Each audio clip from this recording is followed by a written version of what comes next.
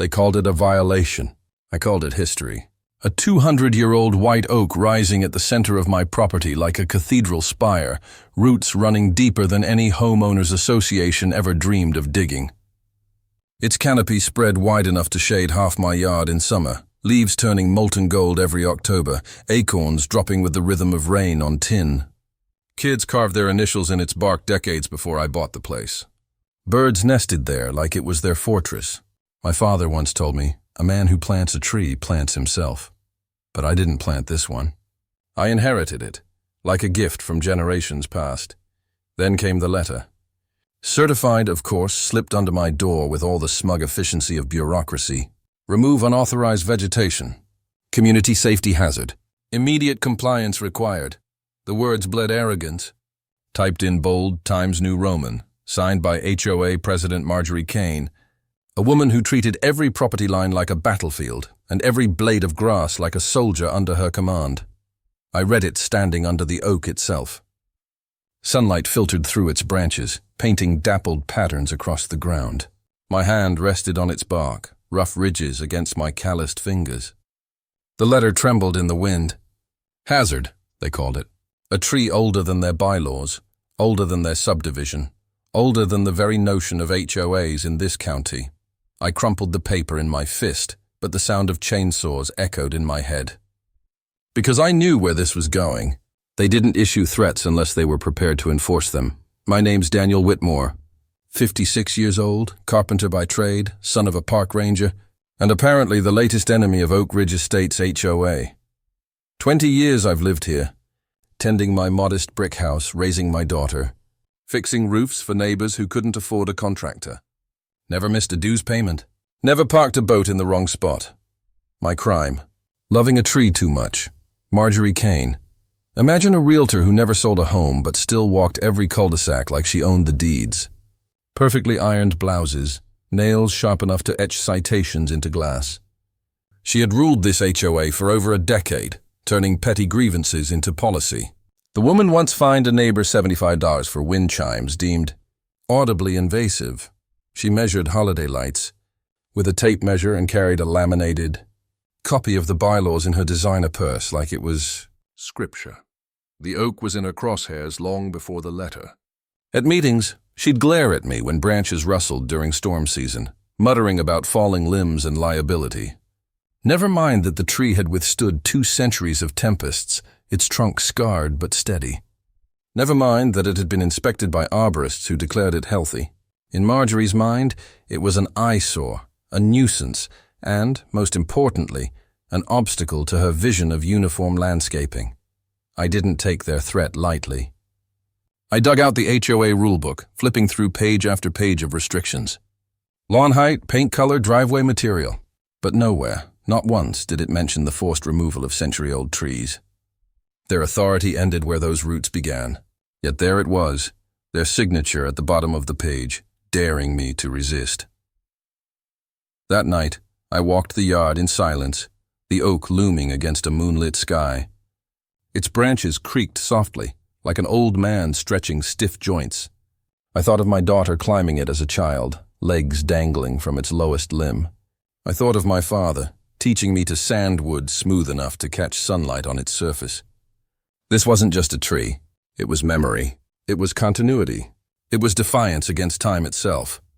When you've buried people you love, you understand permanence differently.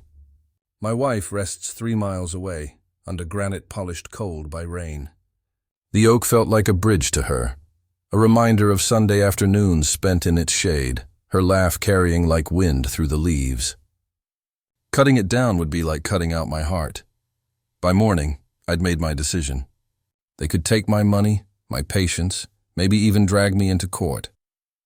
But they would not take this oak. The next board meeting was held in the community hall, a sterile room that smelled faintly of lemon cleaner and stale coffee. Plastic chairs scraped linoleum as neighbors filed in, some avoiding my eyes, others giving quick nods of support. At the front sat Marjorie, flanked by her loyal enforcers, including Paul Simmons, head of the so-called Compliance Committee, who once tried to ban bird feeders because they attracted undesirables. Marjorie's voice rang sharp across the room. "Mr. Whitmore, you are in direct violation of community safety guidelines. That tree poses a risk to property and lives." I stood, hands steady, heart pounding. "Show me the rule," I said, my voice carrying more weight than I expected. The room hushed. Papers shuffled. Marjorie glanced at her clipboard, lips pursed. No rule existed, just her decree dressed in legalese. Silence cracked into murmurs. Neighbors shifted, some whispering, others outright smirking at her stumble. For once, the Emperor's clothes looked paper-thin, but Marjorie wasn't one to lose face easily. "We'll escalate this matter," she snapped, eyes narrowing like blades. And that's when I knew. The oak wasn't just a tree to her anymore. It was a war she intended to win. I walked home that night under the canopy of branches, stars scattered like freckles through the leaves. And as I stood there, listening to the heartbeat of crickets and the distant hum of a passing car, I made a promise to the oak, to my wife's memory, to myself. If they wanted a fight, I'd give them one. I'd bury their rulebook under these roots if I had to. And that's exactly what I planned to do. The notice turned into fines faster than I could blink. $50 for non-compliance, doubled every week. By the third letter, the total had ballooned past 300. Each envelope carried the same smug letterhead, the HOA logo embossed like a corporate seal of judgment. I stacked them on the kitchen counter, unopened after the second one. Their threats weren't about money. They wanted obedience. Every morning I'd sip coffee on the back porch, staring up at the oak's branches. Sunlight filtered through its canopy like stained glass in a cathedral. The bark carried scars of storms survived long before this subdivision existed. The roots curled under my lawn like the veins of the earth itself. I told myself they can't touch it. They won't dare. But the sound of chainsaws lingered at the edges of my imagination. Neighbors began whispering. Some out of sympathy, others out of fear. A few even stopped me in the driveway. "Daniel, don't make this harder than it needs to be. Just cut it down. Plant something smaller." They said it like they were offering me a lifeline, but their eyes betrayed their fear of Marjorie. Nobody wanted to be her next target. It wasn't paranoia. I'd seen her tactics. The Wilsons down the street painted their shutters a shade too dark. Suddenly they were slapped with $200 in fines and threats of a lien. The Lopez family built a small shed in their backyard. 2 weeks later, they had a court summons for violating structural guidelines. Marjorie's power thrived on silence, on neighbors too beaten down to resist. But this was different. This wasn't about paint or sheds. This was about erasing something irreplaceable. I spent evenings at my workbench, thumbing through the HOA bylaws I'd borrowed from their office. The binder smelled of toner and dust, its plastic sleeves sticking together from years of half-hearted updates. Page after page, I highlighted clauses, footnotes, contradictions. My father always said, "Paper wins wars just as much as swords," and Marjorie hadn't counted on me being willing to read every single line. That's when I found it. Section 12B, buried deep in the Environmental Maintenance Guidelines. Existing heritage trees, defined as any native species exceeding 100 years in age, shall not be removed without a certified arborist's declaration of hazard. My pulse quickened. This oak was a heritage tree, plain and simple. The rulebook protected it as much as Marjorie wanted it gone. The next morning, I made copies of that page and sent them certified to the board. No response. Instead, I came home to find a bright orange notice nailed to my front door. Final warning, tree scheduled for removal within 14 days at homeowner's expense. The audacity burned hotter than summer asphalt. That night, I walked beneath the oak's shadow, floodlight catching its rough bark. I could hear owls calling from somewhere high in its branches. I pressed my palm flat against the trunk, whispering like a prayer, "I've got you." They won't win. The decision came sudden and sharp, like the crack of an axe through wood. If Marjorie wanted to wield her rulebook against me, I'd turn it into a weapon against her. Literally, I printed every violation letter, every fine notice, every page of their so-called regulations. I stacked them in a shoebox, bound with twine. And at dawn, shovel in hand, I dug at the base of the oak. Damp earth gave way beneath me, the smell of soil rich and ancient. I lowered the box into the ground, buried it beneath those roots that had outlasted storms and droughts. It felt ceremonial, almost holy. Dirt against my knuckles, sweat on my brow, the rising sun casting golden light through the branches. I wasn't just burying paper. I was burying their control, their arrogance, their illusion of power. Word spread faster than I expected. Emily, my daughter, came by that evening and found me washing mud off my hands. "Dad, what are you doing?" she asked, eyes narrowing with suspicion. I told her simply, "Taking back what's mine." She didn't push. She knew me well enough to recognize when my mind was set. The HOA's retaliation came in the form of silence first. No letters, no phone calls, just the quiet threat of escalation. Then, one Friday morning, as I mowed the lawn under the oak's shade, a white SUV rolled up. Marjorie stepped out, clipboard in hand, heels clicking against the driveway like gunfire. She didn't even glance at me. Instead, she circled the tree, scribbling notes, lips pursed. Neighbors peeked from behind curtains. A few gathered on the sidewalk, pretending to chat while stealing glances. It felt like theater, and we were the unwilling actors. Marjorie finally turned, her smile sharp enough to cut glass. She didn't speak, but the look in her eyes said it all. This isn't over. That night I sat under the oak with a lantern, flipping through old family photos. My wife sitting on a blanket in the grass, our daughter with pigtails climbing the lowest branch. The oak had been witness to every chapter of my life here, and I realized something that steeled my resolve. This wasn't just about fighting Marjorie. This was about proving that roots, real roots, ran deeper than bylaws. They wanted compliance. I wanted justice. And justice, like oak wood, doesn't splinter easily. The chainsaws came on a Tuesday morning. Not yet in my yard, but close enough that the sound rattled the air. I bolted upright from my chair, heart hammering. Through the blinds, I spotted a crew of men unloading equipment from a flatbed. Bright orange vests, hard hats. A wood chipper idling, its growl like an animal waiting to feed. They weren't at my property line yet. But the way Marjorie stood there, arms crossed, clipboard tucked under her elbow, made it clear where they were heading. The oak wasn't just in danger, it was marked. I grabbed the binder, the one thick with highlighted sections, dog-eared pages, and sticky notes. Section 12B, Heritage Tree Protection. It was my shield, my weapon. I marched across the yard, waving the document like a flag. The crew hesitated, chainsaws still in their hands, looking unsure. But Marjorie didn't flinch. Her smile was polished steel. She gestured at me like I was background noise. "Proceed." The single word was enough to set my blood boiling. I shouted louder than I thought my lungs could manage. "Touch that tree and you're violating your own bylaws." The workers froze. Their eyes flicked from me to Marjorie, then back.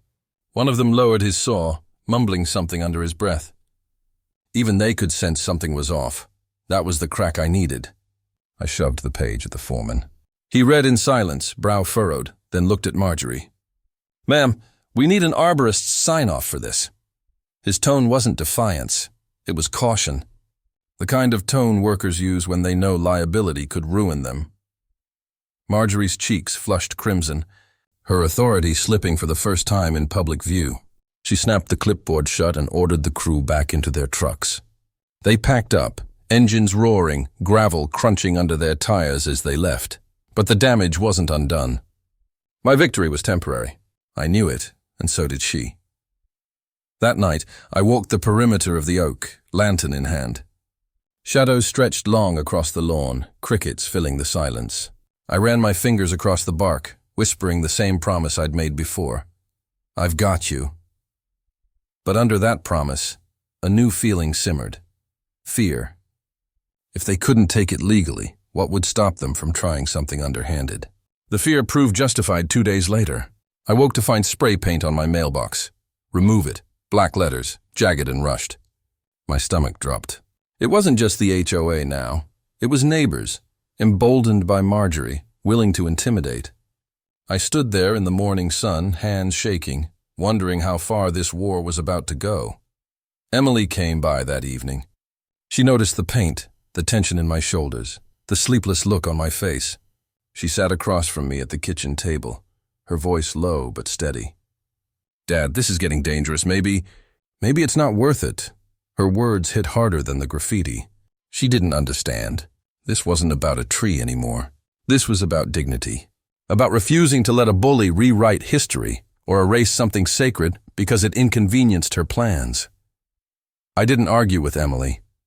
I just showed her the shoebox buried at the oak's base. I told her what was inside. Her eyes widened, then softened. She placed her hand over mine. Then you better win, Dad. The next week was a blur of paperwork and phone calls. I hired my own arborist, an old friend of my father's. He walked the property, tapped the trunk, inspected the roots. His report came back glowing. The oak was healthy, strong, a model specimen. Certified and documented. I sent copies to the board, to the county, even taped one to the HOA office door. Silence followed. No more letters. No more spray paint. Just a stillness that felt less like peace and more like a storm pulling in its breath. And then it happened. On a damp Sunday morning, as rain pattered against my windows, I found a notice taped to my door. Emergency board meeting.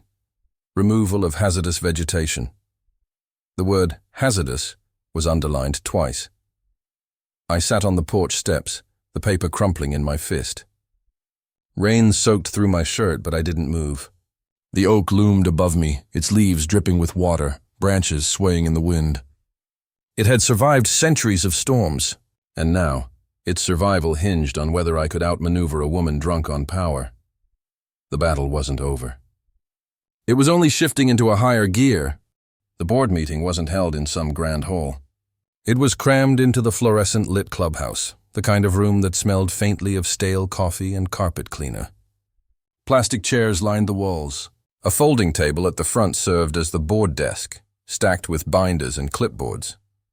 Marjorie sat dead center, her posture rigid, her expression sculpted into smug authority. Her cronies flanked her, Rex with his oversized belt buckle and a stack of violation slips, and two neighbors too timid to oppose her, nodding like bobbleheads at every word she spoke. The room was already full when I walked in. Neighbors sat shoulder to shoulder, murmurs rippling through the crowd. Some avoided my eyes. Others gave quick, supportive nods. Everyone knew why we were there. The oak wasn't just my fight anymore. It had become the neighborhood's spectacle. Marjorie opened the meeting with the kind of performative seriousness politicians practice in mirrors. We're here to discuss hazardous vegetation threatening the safety and uniformity of Pine Hollow estates. Her voice carried like a sermon. Rehearsed and self-righteous. Hazardous. She said it like the word had teeth. My jaw tightened. When she gestured to the projection screen, Rex clicked the remote, pulling up photos of the oak. Wide-angle shots, zoomed-in bark textures, branches swaying in the wind, framed to look menacing, like a monster lurking in my yard. She described falling limbs, potential property damage, liability for the association. Every phrase dripped with manipulation.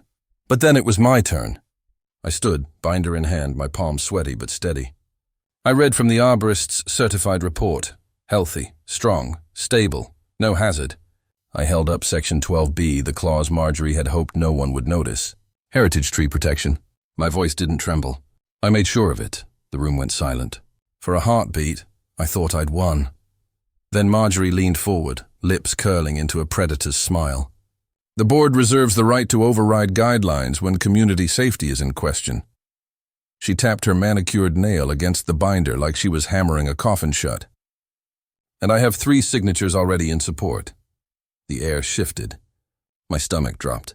This wasn't about rules anymore. This was about power. I scanned the room, meeting the eyes of my neighbors. Some looked away. Others seemed torn. And then, unexpectedly, Mrs. Patel, the elderly widow from 2 doors down, stood.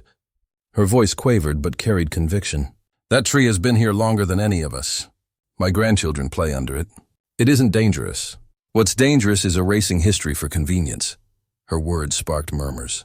A few more voices rose. Support. Resistance.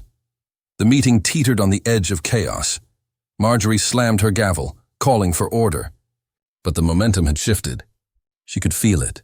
I could see it in the tightness of her jaw, the flush creeping up her neck. She was losing control of the narrative. Still, the vote was called. 3 in favor of removal, 2 opposed. My chest tightened as the motion carried. They had the numbers. The oak was officially condemned. When the meeting adjourned, I walked out into the cool night air, my head buzzing. Neighbors whispered apologies, patted my shoulder, promised they'd tried. But their sympathy didn't dull the sting. Marjorie strutted past, her heels clicking on the pavement, the sound like nails in a coffin. I drove home in silence, headlights cutting through the dark streets of Pine Hollow. The oak stood waiting as I pulled into the driveway, its branches swaying gently, unbothered by human politics. I sat in the car staring at it, the weight of the vote pressing into my chest. But then something shifted. A strange calm washed over me, because deep down I knew this wasn't the end. Votes could be overturned, paper trails could expose corruption, and if all else failed, there were other ways Marjorie hadn't even considered.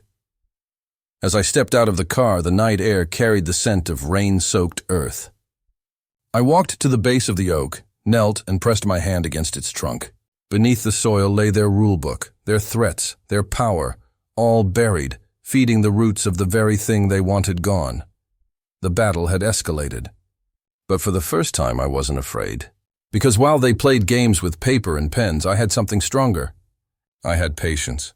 I had history on my side, and history has a way of crushing those who try to erase it. The morning after the vote, I woke to the hollow rumble of engines. Not trucks, not yet, but the kind of sound that told me it was only a matter of time. I stood barefoot on the porch, mug in hand, steam curling in the cool dawn air. The oak towered above me, defiant against the pale sky, its leaves whispering in the breeze like it knew what was coming. Inside, the kitchen table was covered in paperwork. Copies of the arborist's report, certified mail receipts. Every letter Marjorie's board had shoved into my mailbox, each one stacked neatly like ammunition. My coffee sat cooling beside them, untouched. The smell of ink and paper filled the room, as though the documents themselves were breathing, waiting to be used. By noon, the first notice appeared. Another orange slip stapled to my fence. Tree removal scheduled within 7 days. Homeowner to be billed accordingly. The audacity was staggering. They hadn't hired an arborist. They hadn't addressed the bylaw I shoved in their faces. They just steamrolled ahead, convinced their signatures and smug authority were enough to bulldoze centuries of roots. That evening, I called Emily. I didn't tell her everything, just enough. She could hear it in my voice anyway, the tension stretched thin. "Dad," she said, "promise me you won't do anything reckless." I gave her the kind of answer parents give when they can't promise what their children want to hear. Silence. Night fell heavy. I sat under the oak with a lantern, its light throwing long shadows across the lawn. I flipped through my father's old journal, the one he'd kept during his years working as a county surveyor. Notes about soil composition, tree ages, boundaries. And there it was, a map of Pine Hollow before it was Pine Hollow. Back when the land was nothing but rolling fields and a scattering of native trees. My oak marked on it, circled in red ink, protected by county ordinance. My pulse quickened. I had proof older than Marjorie's HOA, older than her entire power trip. The next day, I drove to the county office. The clerk raised an eyebrow when I slid the journal across the counter, open to the map. I followed with the arborist's report and the highlighted bylaw. She didn't promise anything, but she nodded slowly. "This is significant," she said, tapping her pen against the map. "If that tree predates the subdivision, it falls under preservation." Hope flickered. Small, but real. When I returned home, Marjorie was already waiting. White SUV in my driveway, her arms folded, sunglasses reflecting the oak like a dark omen. She didn't smile this time. She didn't need to. The silence between us was sharper than any words she could throw. She slipped a single sheet of paper onto my hood, turned, and walked away without a sound. I unfolded it. Lien notification. They were threatening to seize my home if I didn't comply. For a long time, I just stood there, paper trembling in my hands, the oak's shadow falling across the driveway. Rage boiled beneath my ribs, but beneath the rage was something colder. Calculation. That night, I returned to the base of the oak. Dug just enough to uncover the shoebox. I added the lien notice to the stack, one more weapon buried under roots that refused to bow. I packed the soil tight, smoothed it over, and sat back against the trunk. The stars were clear that night, sharp against the velvet sky. I tilted my head back, listening to the wind rush through branches that had outlasted storms, droughts, generations. And I realized something. This wasn't just a fight against Marjorie or her board. This was a test of whether history could be erased by signatures on cheap paper. The HOA had declared war. But I was done playing defense, and once you've buried their rulebook under a 200-year-old oak, defense stops being the point. 7 days. That was the timeline stamped in bold at the top of their notice. 7 days until they rolled trucks onto my lawn. Chainsaws buzzing, wood chipper screaming, ready to erase 2 centuries with the arrogance of bureaucracy. But those 7 days became the longest chess match of my life. On Monday, I filed an injunction with the county court. Temporary halt on tree removal pending review. My documentation was ironclad. Certified arborist report, the bylaw clause they pretended didn't exist, and my father's surveyor map marking the oak as protected long before Pine Hollow existed. The clerk stamped it, the sound echoing in my chest like a drumbeat. On Tuesday, I made calls. Local journalists, environmental groups, even a history professor from the state university who specialized in heritage landmarks. Each one listened. Each one raised an eyebrow when I explained the HOA wanted to bulldoze a 200-year-old oak because its branches didn't match community standards. By Wednesday, the story was live. A local reporter stood under the oak, microphone in hand, while I described my fight. Her cameraman tilted the lens upward, capturing the canopy stretching into the sky, light breaking through leaves like stained glass. That night my phone lit up with messages. Friends, strangers, veterans who'd faced their own HOA nightmares. People who knew exactly what it felt like to be crushed under false authority. Thursday morning, Marjorie called an emergency meeting. She expected control. Instead, she walked into a clubhouse packed with neighbors holding printed copies of the news article. Cameras followed her every step. The smug smile she always wore faltered just for a moment, when she saw the crowd was no longer hers to command. She tried to frame me as reckless, endangering property values. But the reporter cut in, asking her why the HOA ignored their own bylaws, why they hadn't consulted an arborist, why they believed they had the authority to override county preservation rules. Her answers tangled into stammered phrases, her control slipping like sand through clenched fists. By Friday, the county commissioner announced a full review of Pine Hollow's HOA charter. The oak wasn't just protected, it was untouchable. Any attempt to remove it would violate state preservation law. Saturday morning, the notice was nailed to the HOA office door. Official, final. The oak was safe, permanently. And Marjorie? She vanished. Resigned for personal reasons within the week. Rex's golf cart patrol stopped cold. The board crumbled under the weight of their own arrogance. On Sunday, I stood beneath the oak, Emily at my side, neighbors gathered around. Someone brought a picnic blanket. Kids chased each other in the grass. Mrs. Patel handed out lemonade. The tree wasn't just a tree anymore. It was a monument. A victory rooted deeper than paper fines and hollow threats. I brushed my hand across its bark, the same way I had when this war began. And for the first time in months, I felt peace instead of rage. The shoebox still rested beneath its roots, sealed in earth. Inside were every notice, every violation, every weapon they tried to wield against me. Buried under the very thing they couldn't destroy, a reminder. A warning, you can bury a man in paperwork. You can bury him in fines, in threats, in fear. But sometimes, he buries you back.